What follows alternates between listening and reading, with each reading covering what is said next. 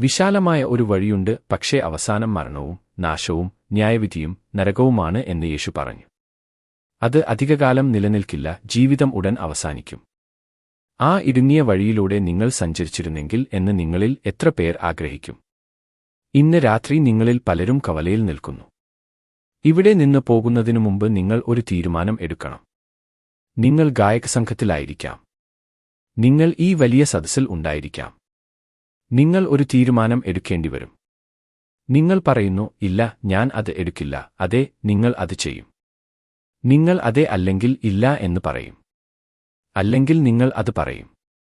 അല്ലെങ്കിൽ ഞാൻ കാത്തിരിക്കാം എന്ന് പറയും. പക്ഷേ നിങ്ങൾ ഒരു തീരുമാനം എടുക്കും.